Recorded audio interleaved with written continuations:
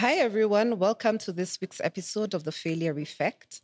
This week, our very special guest is a gentleman called John Muriithi, who is, tell us a little bit about yourself right now. You are a man of many talents, and right now you are a... I am a farmer primarily, and I also do logistics for food. Mostly onions and garlic is what I move around the country to different, like large kitchens for supply. Okay. Yeah, that's one. That's my primary work ethic.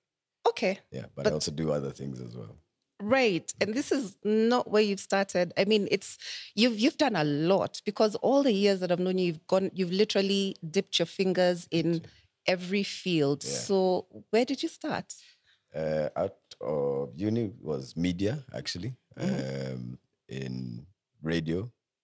Did that for a few years. After that, went into farming, actually. Went to Nyeri for like 2.5 years.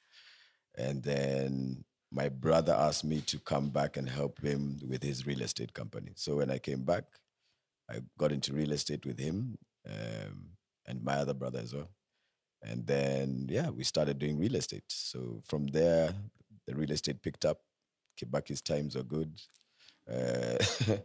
And then things went a bit south when we changed between Uhuru and here and to date. And it's been a rough ride. Okay. All right. So we're going to get into the details of that, right? So let's start right at the beginning. How many brothers do you have, first of all, your business partners? I have 3 brothers. 2 of them are my business partners. Okay. All right. So fine. So you start off in media, right? And at that time, you're in employment. Yes. Okay. What were you doing for the media exactly? I was a producer for radio mostly. Okay. But we also helped out with TV. At the time, you had to be malleable to just pretty much do whatever work you're being told to do. Yeah.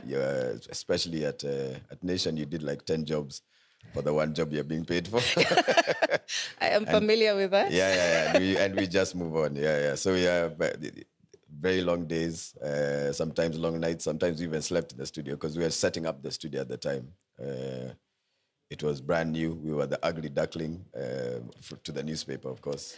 I'm so sorry. I'm sorry on behalf of the editorial floor. You people. It is you people. Exactly. You guys were the bullies. But we got around it, and it became a thing. And then I was poached by Eve D'Souza to Capital. Okay. All right. And then you continued in production. It's still production and also on air as well. Okay. Yeah. Yes, because you have that voice. My goodness, your voice is amazing. I was Nini's hitch for like a couple of years. Yeah. Okay. All right.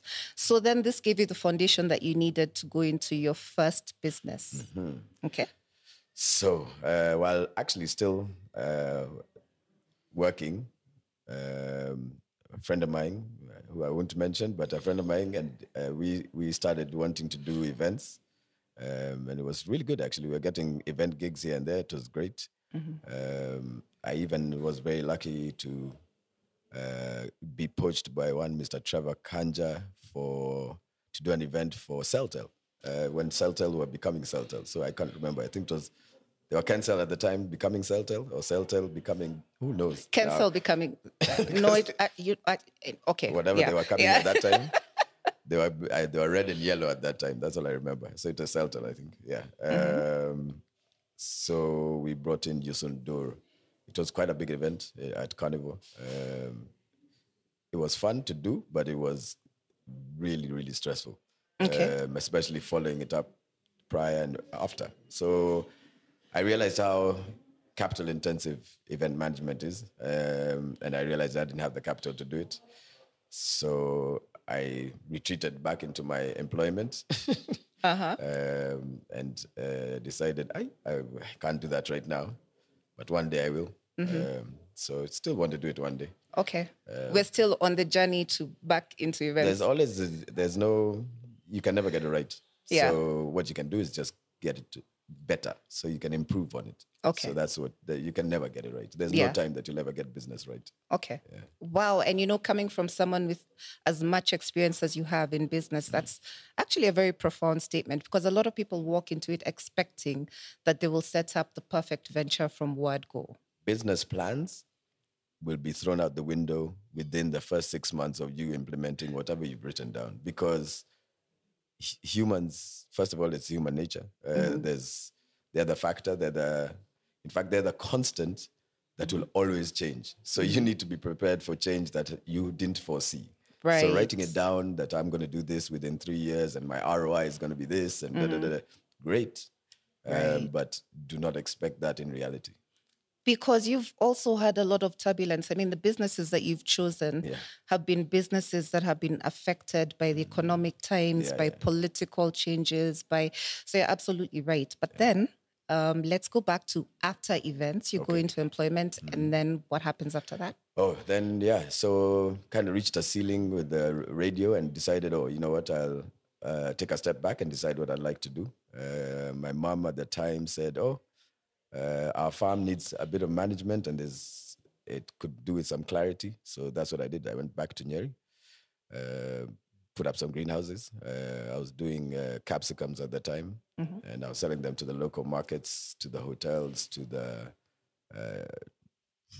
it was not... At that time, it was, good Lord, just Madai supermarket and stuff like that. Okay. And some of the hotels as well. So that was fun to do. Surprisingly enough, that was actually quite a nice, successful venture. There were good returns from that.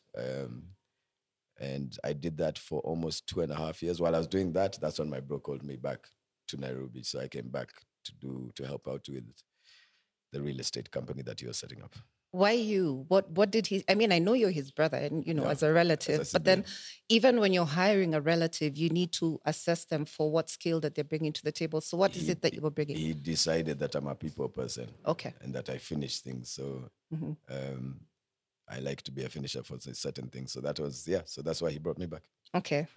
So primarily my networks was my net worth. Excellent. Right. Okay. All right. So why did you stop the capsicum though if it was doing so well? Because we got into real estate so heavily that at one point we were going to do a project in Nyeri on that same farm. So we set it up actually. It was a fantastic project. But just as we were setting that up, all liquidity came to a crashing halt. So you can imagine we have multiple projects going on at the same time, and they feed off each other. So it's an ecosystem of financing. So there's one project that you put in this amount of money, this project, and everything has to, they are moving parts.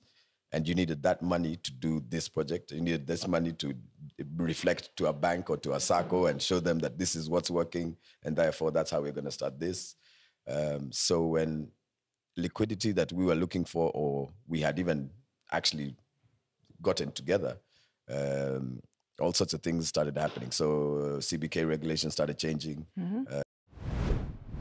A lot of changes that are going on. So in terms of movement of money, now when you're in construction or in real estate, it's large amounts of money moving all the time. Yes. Okay. Not necessarily your own money. Sometimes it's actually other people's money. Sometimes it's banks' money, et cetera, et cetera. So, but when you're moving that kind of money, they, of course, needed to be tracked, right? Which we had no issues because we were above board and we're great. But the problem was when they crunched it to all businesses, it was a problem. It became a real problem for everybody, not just for people in construction, guys in fuel, guys in transport, logistics, and all those things are interconnected. So you can imagine when you're trying to move 10 tons of something from one side to another, you're affecting the transport company, you're affecting us as the developer, you're affecting the architect, everybody just gets affected. It was really messy. And so when there was a cash crunch, it caused all sorts of drama for everybody, including the people who are buying from us. So you can imagine people want to buy, but they're like, hey, we are not seeing where the economy is going right now. There's some people who are buying slowly, of course, and they stopped paying. So it shut down a lot of stuff, which was quite sad. So we didn't do that project in Nyeri.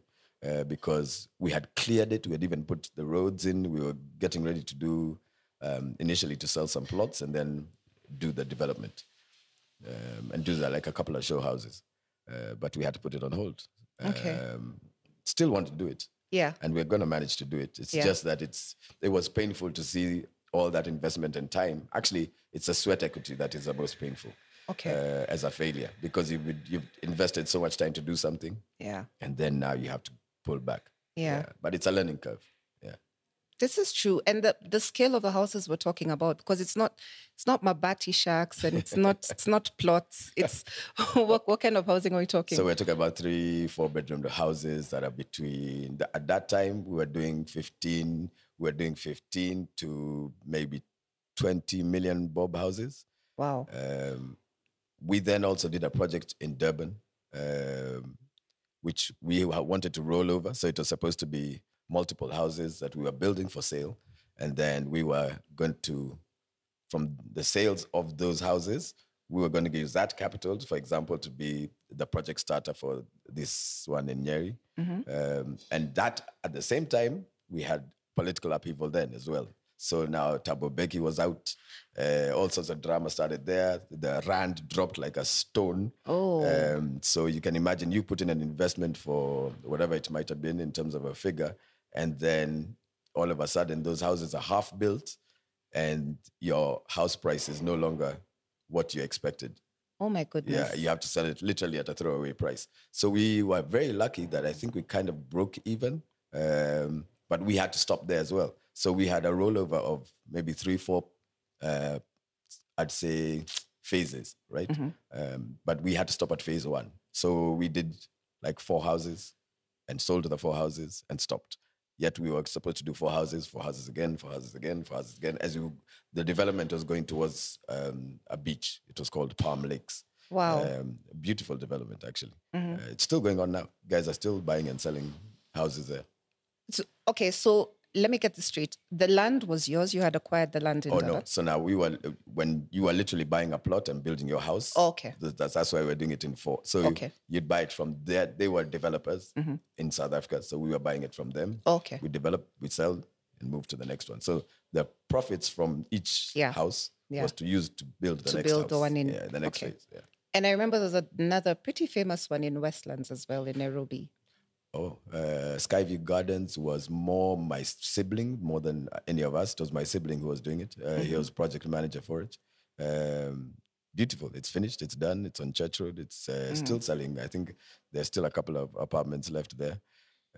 Skyview Gardens is you can see it online. It's nice. It's a beautiful project. Excellent. Well, I'm glad he's seen success with that project. Oh yeah, he's seen success with very many projects actually. Yeah. It's just that we've also hit Okuta with other projects, so it's Yeah, you take your punches and keep rolling. Yes, indeed. And so your lesson is be prepared for anything when you're coming into real estate, especially. Into real estate, understand that it's a very how would I put it? It's a dangerous place to be in these economic times, simply because if you don't have the experience or the know-how and the network to survive the bumps, you will crash. So if you think I'm starting out now and I want to do this, well, we're going into a world economic crunch, right? Yeah. I would say you have to now do as much research. This is the best time to do as much research as possible. Read up on your products, read up on alternatives to what you were thinking, because the biggest problem that people focus on is that you go into something with blinders on and you think, oh, but these guys did it. But you have no idea how these people did it. Yeah. And that's a very dangerous thing to do. Never acknowledge, you just do your thing, but always have alternatives to what you're doing. So if you're going to say, I'm going to flip houses. Yeah. Okay, great. It's very feasible.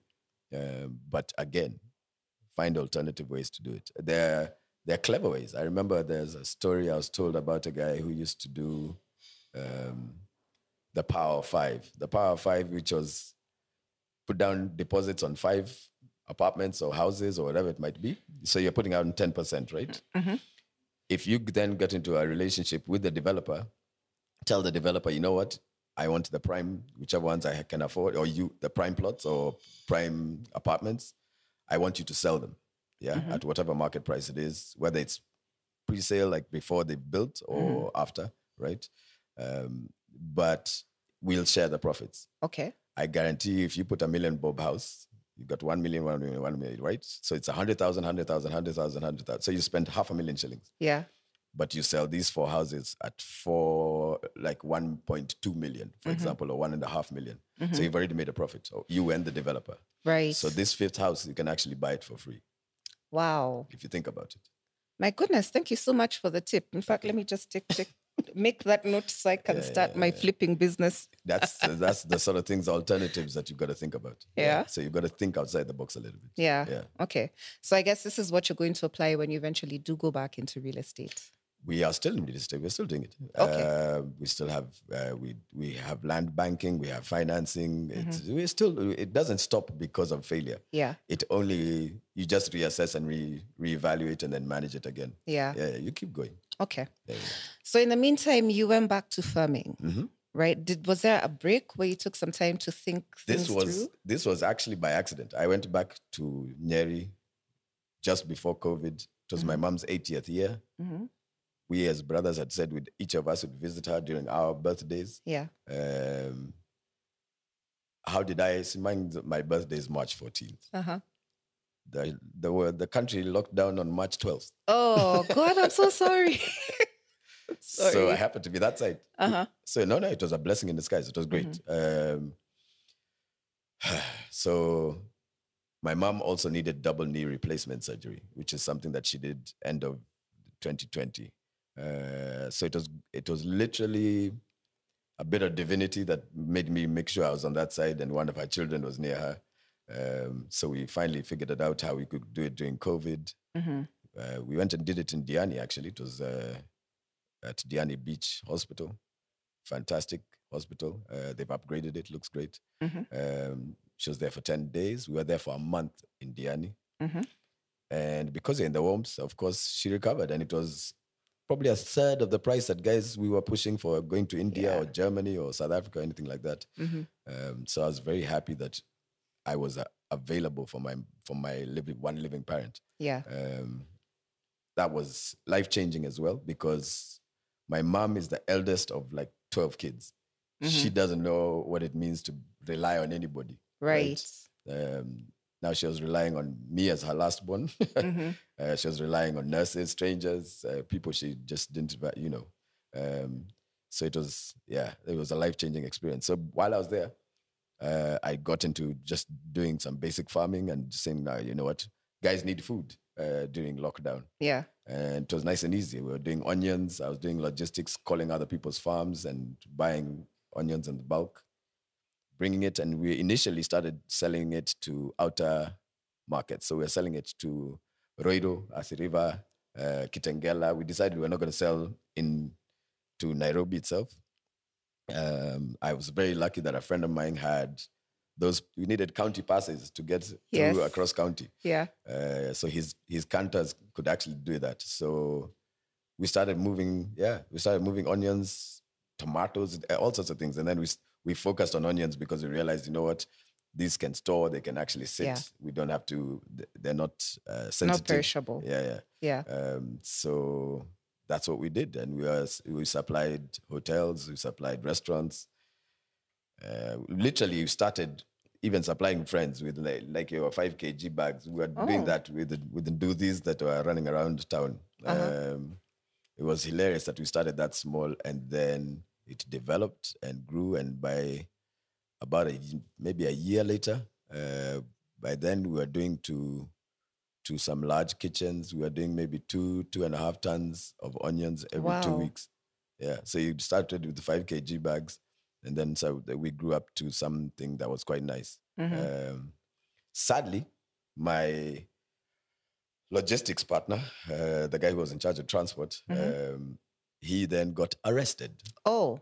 And he's still going through a case as we speak. Oh, I'm so sorry. So it was so hard for him, his family. his extended family. Um, and you can imagine now I had to look for alternative means Yeah. with the capital that we had. Mm-hmm. So I'm still doing it. Okay. It's still running, but it's at far less profit margins, of course, because now I had to get third-party people to then start moving the same things that we were moving before. Right. So the math changed. So these are things that you don't see coming. Yeah. Right. So you can imagine there was no business plan that said that you are expected a person to lose a court case Yeah. and end up in remand. There's that I didn't see that coming in any shape or form. Yeah. So yeah, everything is always a challenge. Yeah. So you've got to be ready for the bumps. Okay. So are you planning on starting up anything else at this point right now? All sorts of things. I want to start up a wheelchair leasing service Wow. for near small airports. So ideally in Diani, in Ukunda, I'd like to do that to the hotels as well, because we don't have a lot of access. I realized that while I was there when my mom was there. I realized that there's not a lot of wheelchair access even in our hotels in general in Kenya. And even our government offices and all the rest of it, they don't take the disabled into consideration. And I find that sad. So, but at the same time, I saw a business opportunity because I thought, you know what? Also, people don't like traveling with their wheelchairs, getting onto the plane, all that jazz. So when you're traveling with a disabled child or elderly, they need the comfort when they go on holiday. That they can actually find something comfortable that they can actually lease out for a couple of thousand bob and then lease it out when they're on holiday for a week, right? So that's what I'm trying to put together. Okay. The other thing is dialysis. So I want to do a dialysis center, ideally in Nyanyuki. Okay. That's for something maybe start next year because it takes there's a lot of licensing that you have to get into place. You'd have to get boards as well and all sorts of things. So we'll wait and see. Okay. Yeah. Well, I'm pretty sure you're taking a lot of lessons into these businesses. So as you're formulating your business plans right now, are you looking specifically for businesses that will not be affected too much by external circumstances? There's no such thing. There's no such business as far as I'm concerned that will never be affected by external circumstances. You guys have a beautiful studio here. You're seated here. Yeah. And down the road, Dusit was attacked, right? Yeah. I mean, there's no time that you can think of external circumstances can't happen. Yeah, imagine if those guys had run up the road and started shooting up the place. Yeah. We'd be in an external circumstance. True. So yeah, it doesn't matter what you're putting together. You have to just prepare as best as you can for the worst. So whatever it might be, whether it's insurance, whatever it might be. Okay. Yeah. And what are you doing to prepare yourself for any, humps in the road in future? Humps in the road. To take into consideration that everything takes a lot longer than you expect. Okay.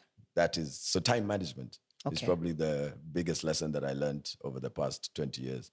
Is that if you don't understand that or have the grace to wait, you will definitely not see success because the failures are not failures. What they are, they're just steps to doing things better.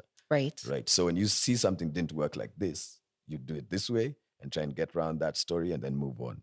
If it did work out, then you keep running. Don't reinvent the wheel. Just keep making that margin. The biggest thing that people have today, and especially what I see in a lot of younger kids as well, is everybody wants to make a quick buck. No such thing. Yeah. There's no such thing. There's no such thing as a quick buck. There's no. Yeah. The spot pesa is a quick buck. That's about it. The gambling is a quick buck. There's no such thing as a quick buck. And no matter how tiny the margins are, if you're making 1,001 bob from your 1,000 bob, then keep making that 1,001 bob. The one bob will get to another 1,000 bob eventually. Yeah. Yeah, even if it's once a day or it's once a week, don't rush the process. Don't try and think I can hunger this guy and do a bit of bribery here and then I'll do this and then I'll get this done. As soon as you get down that path, you'll never recover. And what will happen is things will start crumbling and you won't be ready. Yeah, when it does actually happen to you. Okay. Yeah. I guess that also means that you need to be mentally prepared for the times, the amount of the time that you will have to serve, I suppose, while you're on your learning curve. If you, no matter how tiny your profit margin may be, I always try and tell people, if you can put 50% aside Yeah. and then work with your 50% as your budget, then that definitely helps, because I don't care whether you want to put your money into mutual markets or put your into whatever it might be. Just find a way to put 50%. Because COVID should have taught people Yeah. to live with minimal, Yeah. right? Unfortunately, as soon as we got out of it, everybody went back to their normal Yes. working habits. Like, and it's a bit sad that a lot of the planet didn't take a lesson. But if you can take a lesson, one thing is for sure: just you try and save as much as you can, so that you can be ready for it. Okay. Yeah. All right. That is, I mean, you are an entrepreneur with exceptional wisdom. I mean, I feel like I've just walked out of a business class. So thank you so much No worries. for your advice. Do you have any last words for entrepreneurs who are just starting out? Because it seems like you've mastered the art of the early stage, a startup right at the beginning, how to cope, how to live, how to get through the hard times to get to the good times. I've get to the hard times. I've been auctioned. There's nothing we've not had that does not happen. It's not that, like I said, you've got to go through a lot of hardship to get to at least even a modicum of success, right? Yeah. So people don't see the journey; they see the end product. Yeah. And so what I tell anybody who is starting out now, I would say, please keep your head up. There are going to be very, very many dark times, more than the light. But when the light comes, it's a journey of self-realization that will make it a lot easier to do certain things. Right. It doesn't mean that the things are not easy to do. They could be very, very hard. It just, because of that, you have the patience, you have the knowledge to wait it out. Okay. So yeah, still time management. But one last question, because you mentioned something very interesting. It's being auctioned. And literally every entrepreneur I have spoken to has said, and then there was that time that I was auctioned. Yeah. So I'm starting to think, okay, so this even is... to the point where now I know auctioneers. Yeah. Yeah, because now sometimes I have to auction somebody, which is kind of sad. And you try not to get there, because I would never want that on because I know what it felt like. Yeah. And I know what it means to lose things that you thought were important to you, but they're not. Yeah. Because I wouldn't be here today if they were. So you don't look at it as when you hear entrepreneurs always, because there's a point where money is not enough. Yeah. You had borrowed from Peter to pay Paul, and things just went south. Yeah. And you have to just sit back and go, okay, and start again. And then you plug in and keep going. Yeah. So that's how your net worth and net growth of people around you get to know who's real in your life and who's not. Yes. And those are the kind of people that then just become your bedrock while you're doing all sorts of random things. Because truly, the art of running a successful business, it's not so much about how much hard cash you have to put in. It's about your social capital. It is. Your social capital is a very, very big aspect. Yeah. As far as I'm concerned, I mean, it's probably the most important one. Yeah. Because it's strangers. It's strangers who give you a break. It's not. I mean, sure, family and friends also do, but it's a stranger you've sat next to in a train or a plane, or you meet at a hotel, and they're like, oh yeah, oh, you do farming, or you do this, or I have somebody I know, and they connect you to somebody who you had no idea about. Yeah. And then that person is like, oh yeah, in fact, our corporate team are going to what? Oh, let's go and have lunch. And then you're like, how did I get here? Those kind of lucky moments, you don't see those coming either. Those breaks, random. Okay. Yeah. Wow. Okay. So being that I am also just starting out on my own journey, I'm waiting for my big break to come. So anyone out there with a break to offer me, just give me a call, send me an email, whatever it takes. So meanwhile, if we're looking to get in touch with you or perhaps purchase whatever it is that you're selling right now, where do we find you? Um, easiest way to find me would be to email me at john.irogo@gmail.com. That's, as my niece says, it's Irungu. That's how you spell it. Okay. Yeah. And this is if we're looking for onions? Yes, this is even if you're looking for onions. If you just send an email and I'll see what I can do. Only onions? Onions at the moment. Okay. But anytime, there'll be other things I'm getting into. So like I said, getting into flower farming as well. Wow. Because I'd like to do that for export. And we're doing things like Craspedia and things like that. But those are the things that I'm doing later on this year. Excellent. So, ladies and gentlemen, there you have it. You have your onion plug. Please get in touch in in case you would like some. And in the meantime, we will see you next week for another interview, just like this one. Thank you.